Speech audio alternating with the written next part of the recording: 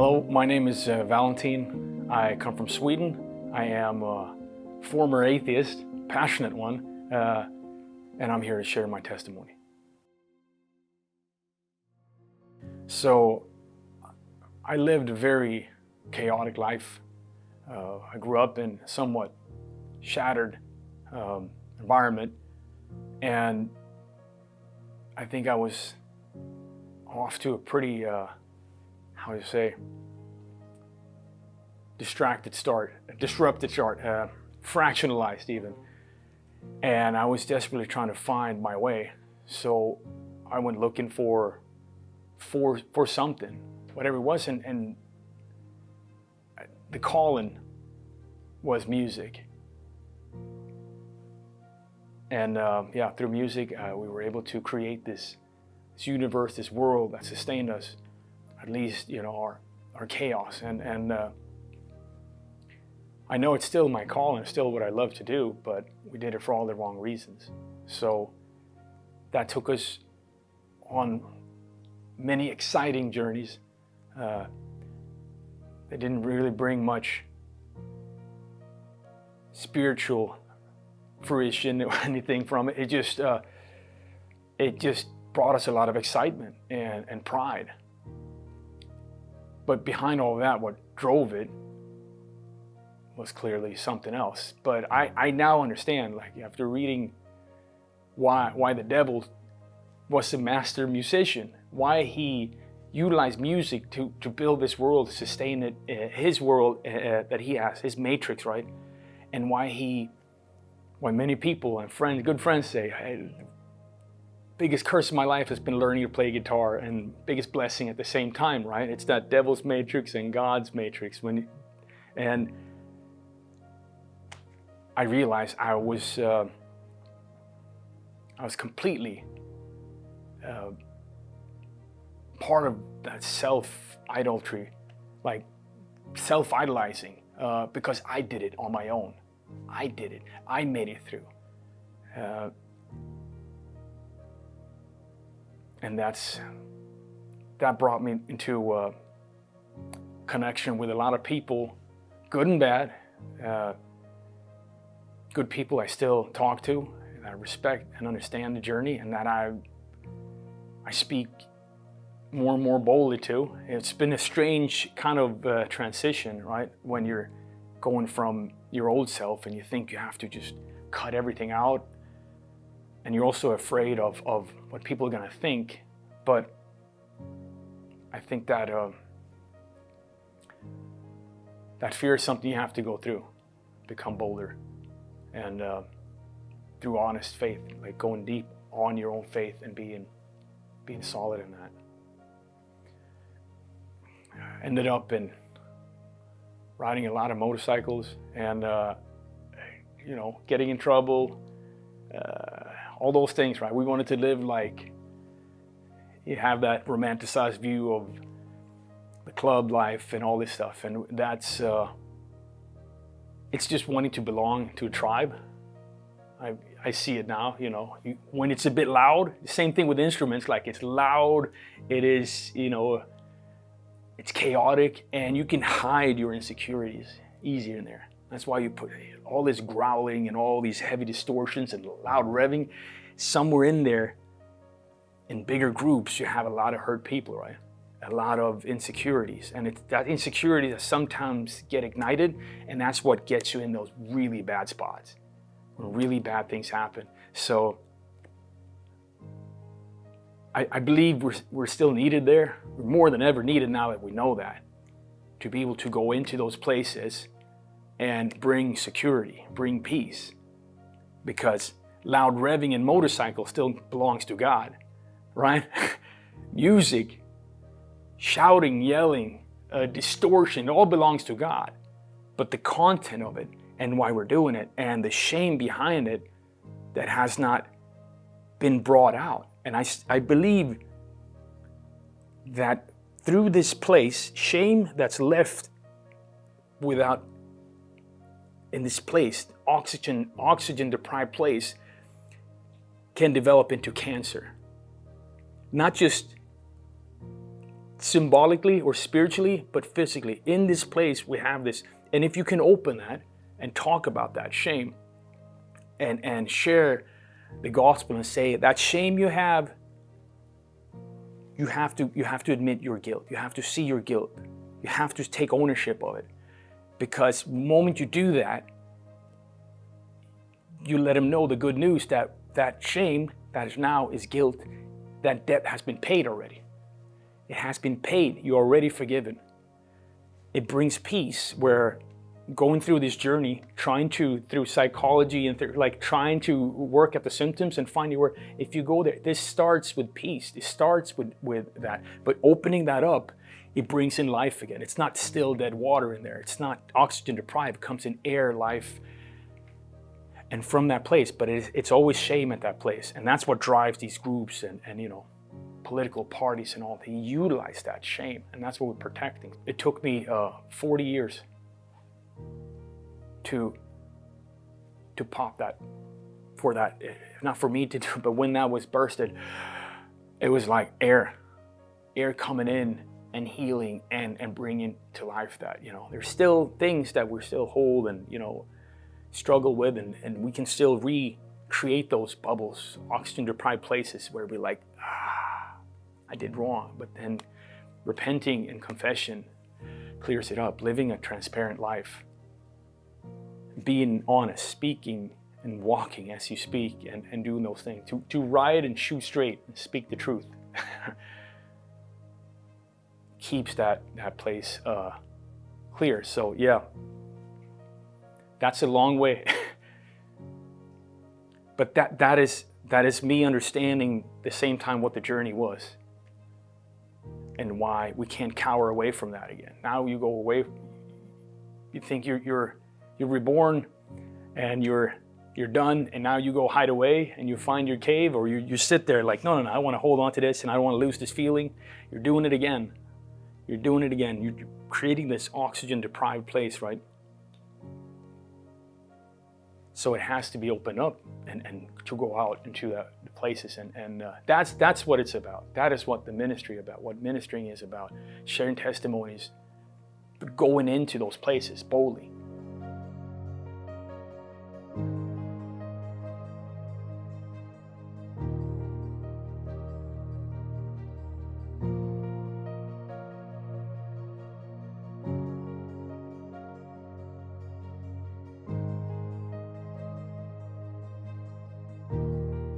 I say this a lot. The Matrix is not a movie.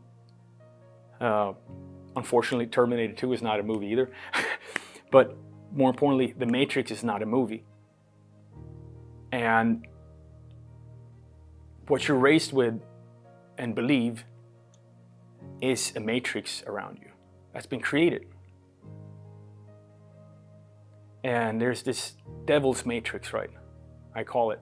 And then God's matrix. And the devil's matrix is you're in the desert, but he makes you believe that you're in paradise. And when he speaks, you hear blessings. When he speaks temptations, you hear blessings. It's completely flipped. And when that flips, when you see that glitch, what happened when he said that, and I was given permission, entrance, through the name, the sound and the name, Jesus. I was given entrance. Not that I needed a key. I was given entrance. An option, you can step in through this door, you can step out of this matrix you're in now, step into this one, or you can stay there.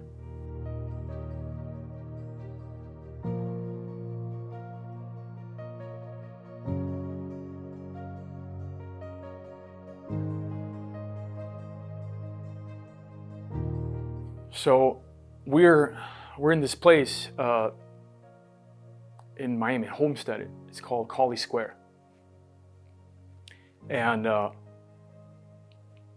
my son is a year and 6-7 months, between 6 and 7 months, and he's running around playing and exploring. He is in full bloom, right? Just loving life, just being adventurous and in awe. Even in the video, he's like, wow, he's like completely at awe.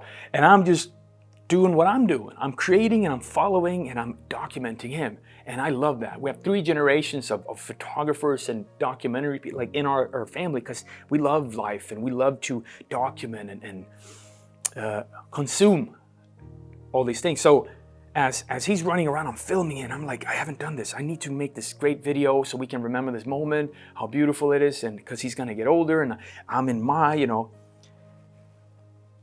and he's running around, and I want to go one way, and he pulls me the other way. And I go, okay. And I didn't see the sign. And we walked down. That sign said Christ Garden, which I later saw in the video. It's pretty clear. We come down, all the way down, and there's a statue of Jesus there. And I'm right up behind him like this, and I'm filming.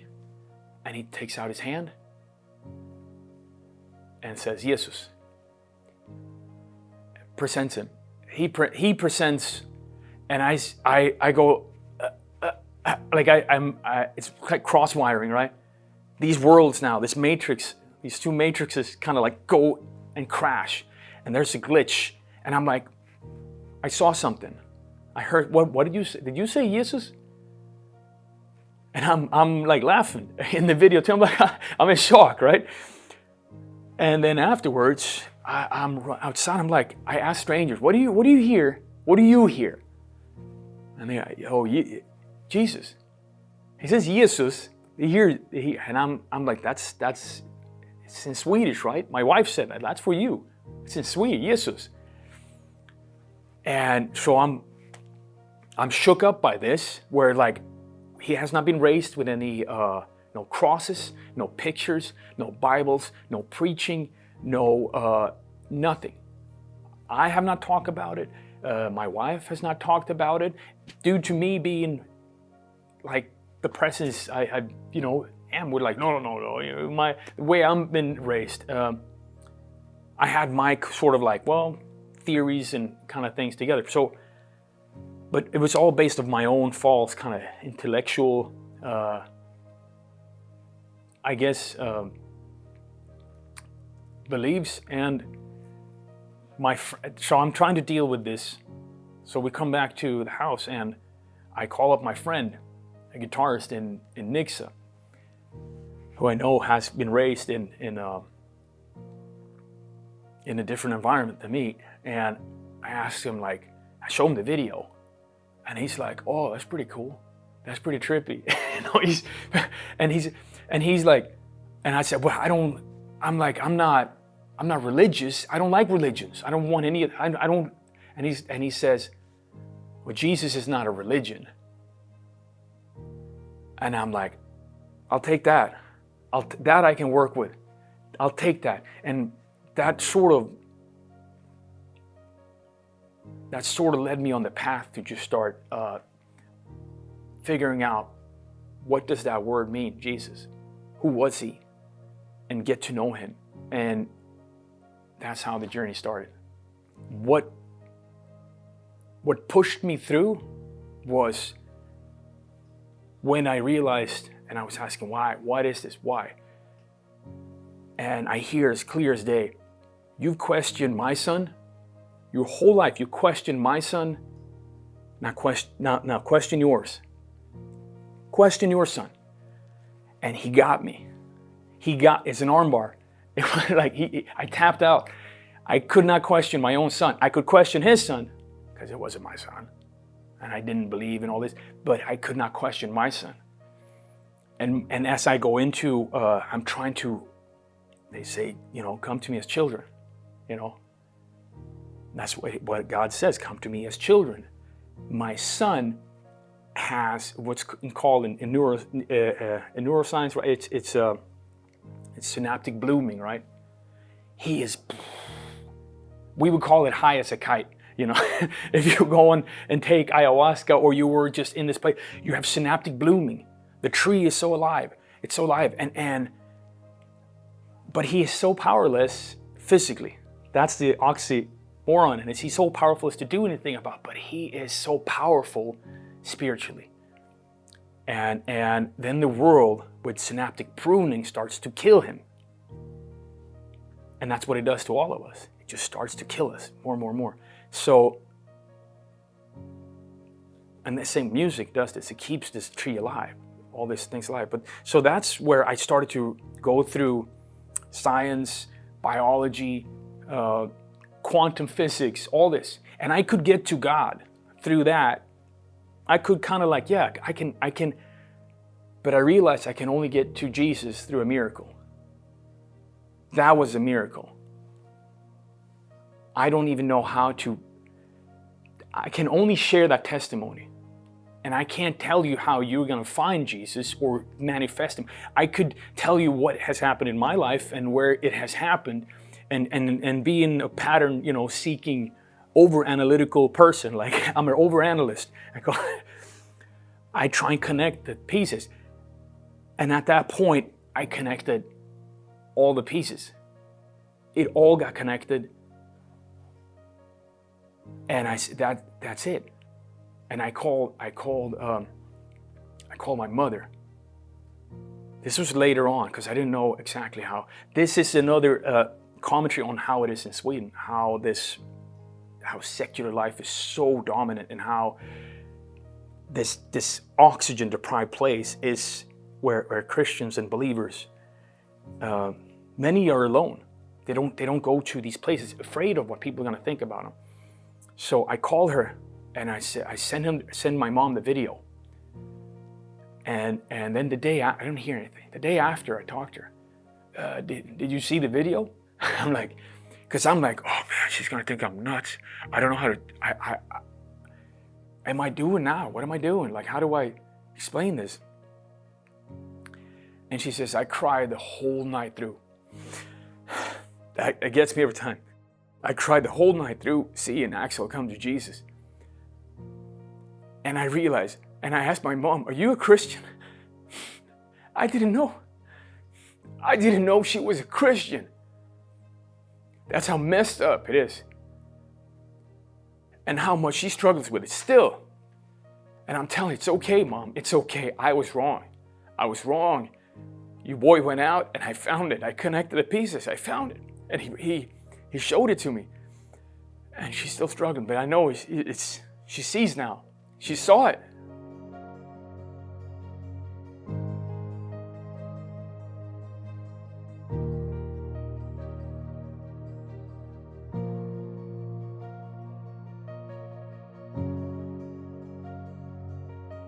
And man, you go to a place where you almost get like vengeful. You get angry, right? What have they done? What are they doing? But then you see how many people wants to be in that. They want to be in that barn. And people think they run to church to be safe. They run to that barn. Same way. And they're put in there. They stay there. And they're just holding on because they're so afraid to be away from the herd, right? The flock, the collective. It's only on that. And I can't do it. I wish I could do it. I can only share the testimony. But I can't make people believe. I can't. I can only share that so they can go on their journey and just, I can't do anything. That's why I feel sort of helpless too.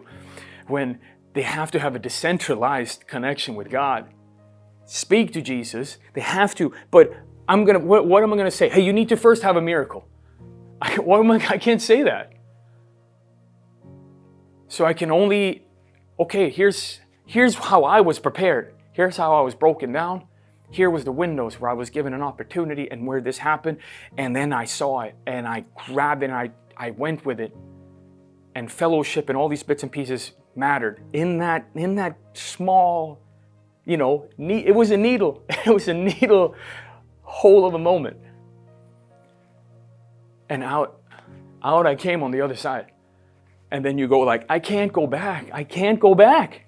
I can't tell them you're yelling through a needle hole. They hear nothing. You can't. Yeah, and it's. I think that's part of my struggle now. just to go back to my testimony and like, hey, God's got this. You're not doing it. Stop trying to do it.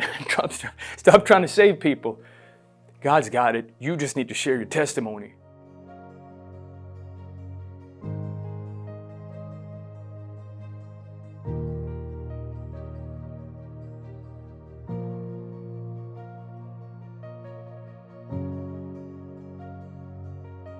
So after this encounter, right? After this happened, I still struggled. I didn't know where to go. I didn't know.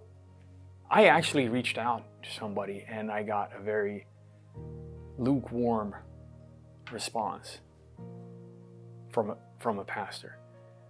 And it's sort of, it was the first kind of like thing that like took out. And I got upset about it. I'm like, and I started wondering why. Like I just experienced this and I just had this encounter and it's not being, and also I see later as I'm reading, like they won't believe you unless they have witnessed, like they won't believe what you've seen just because you've seen it. And unless they have seen themselves. So through that, I sort of went back again into my cave, right? And we felt the need to leave Miami. I felt I didn't want to raise him there. I wanted to raise him in a bit more closer to the way I was raised. And I think sort of I wanted to, okay, here's where I have experience. Let's go to a small town, a small place. Let's get out of the city. And I know that place. I grew up in that place. I know all of the bad things to do. I know all the errors. I can guide you as, you know, the perfect sinner. So another shot. I think that's what we feel when we have a child. We get another chance of, okay, let me help you. And now we understand our fathers better and our mothers and so we travel out and we start doing these scouting kind of trips, me and my wife, and with Axel, and we're going to all over this area, central Orlando, because I thought it was just theme parks. That's it, tourist town, right? And she's like, no. She was the one who convinced me, like, it's really not that. And I'm like, what do you mean? Like, I haven't. So we have discussion, and eventually I found Winter Park through some video, like, because she's about, oh, if we don't make this decision, we're staying. No, wait, I'll find a spot. And I'll go like, I just start to like desperately, like, we'll find a place, I'll find a place. And we go to Winter Garden. And we go once, twice, 3 times. We go like, and we just fall in love, right? It is magical, like winter time and all, like it's magical. And we drive through Windermere once and are just overwhelmed how beautiful it is and how like this is, and I say, this reminds me of Söderköping, which is like the place I was raised. But it's like, but the houses are too big. This is too like, and I'm already negotiating, can never afford living here. We can't do this. It won't be. And I see my wife. I call it the pit bull. When she gets the pit bull stare and the pit bull, like, I'm like, yeah. So we keep going around. And eventually we don't find a single place. And we're about to give up. She's crying. And we're about to drive back to Miami. And we come across this place. One last chance, we drive through Windermere again, and we come across this place. And we get this amazing opportunity. And my wife, and I realize she's just, this is the place. This is the place. I'm telling you, this is the place. And I'm still negotiating. And we jump at it, and we receive it. We get it. And we've been here now for, is it 3 years already? 2 years? I think we're going on 3 years. Time flies in Windermere. And our neighbors, amazing, Jim and Peg, and Jim invites me into to Bible study with an amazing pastor, amazing Ron Perry, and I get to learn these very detailed. I get to use this hyper focus on these details, and he's so deep on these details, and it's amazing. And it really starts to bring fire and living water, all these things. I get excited. I feel how everything is coming alive, right? And I can now connect more and more pieces. And again, my son is on the second.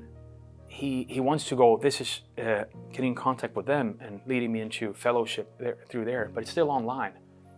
But we have that neighborly fellowship now. And I'm getting the journey. But then I'm following my son. He wants to go. I want to go. And I'm still like, you know more than me, man. Like when it comes to just going into this world and like you're teaching me more than I'm teaching you. I just need to be aware and listen to you. And as I'm being that, and I'm trying to understand what he's saying and meaning, just like follow me. And I'm just, okay, we go.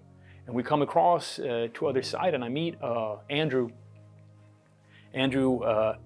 Fogg, who is right across, and we start talking and meet his son and wife, and he invites me to Wednesday men's groups here in Windermere that Ray has, and it's just been another place where that fellowship becomes real, and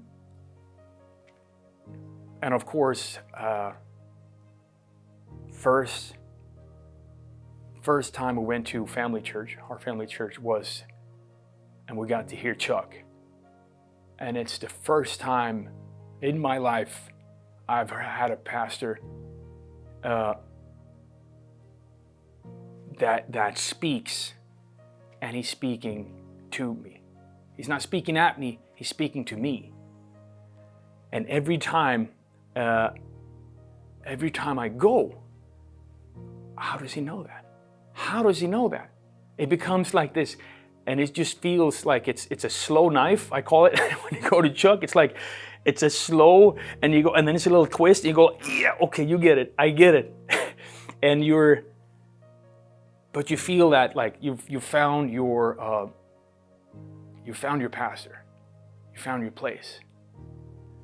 And I start dragging my wife in there, and I'm saying, you gotta come, you gotta see this.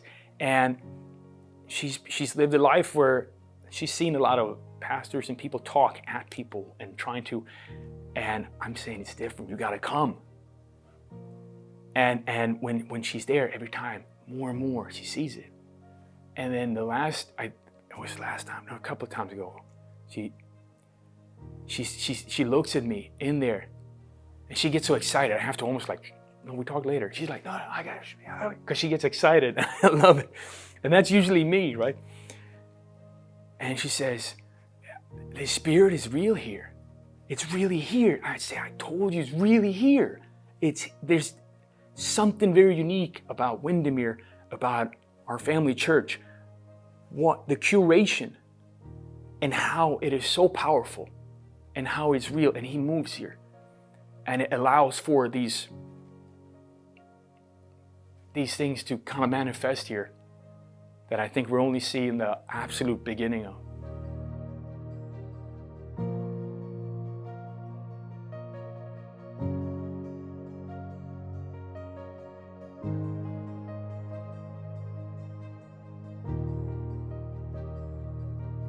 I think two of the most important things I've learned in this is, number one, you have to have a decentralized faith, a decentralized relationship with Jesus, with God. If it's going through any other person, any other group, any religion, if it's not going directly and you haven't found that yet, you have to find that. You're at peril.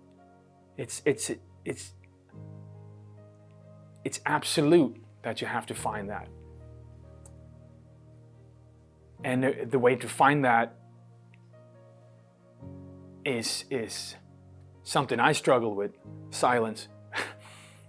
Prefer a chattering skull, that keeps it distracted and entertained. But the peace it's brought me in silence, and the peace it's brought me in those moments, and the revealing in those moments has been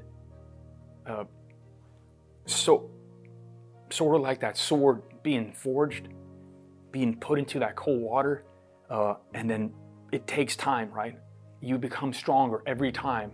But sitting quietly, praying, meditating on that prayer, meditating on that word, and taking the time, and then going through trials, and then praying, learning to listen, which is the hardest part, right? Because you hear things sometimes you don't want to do. That means you have to repent, you have to apologize, you have to do things, you have to sacrifice. So having that relationship, learning to listen is the second one. Learning to listen. I hear two voices. It always sound crazy when you talk like this, but I hear people call it intuition in the secular world, and or just your thoughts and what. But there are two, and I have seen one voice is a low frequency, and it's very still, and it's very clear, and it doesn't change. And it repeats, whenever you ask it, it repeats itself calmly, to the point, and it doesn't change. It doesn't have characters. When you ask and when you listen and it has characters, it's a reflection. That's the accuser. That's the devil talking. That's your thoughts and everything being used. Every time you ask, it has a different attitude almost. It's trying to find a way in. God is not trying to find a way in. It's already there. He's already there. So it's a tune. It's a fine-tuned sound. So you separate those two, and you ask those questions, and you hear and you rebuke when you hear that, and you deal with whatever he's telling you in that stillness, in that calm, unshakable voice. When you do this, and the more you can do this, the stronger your relationship will become. And you'll find out what you're supposed to be doing. And that's really the tough part.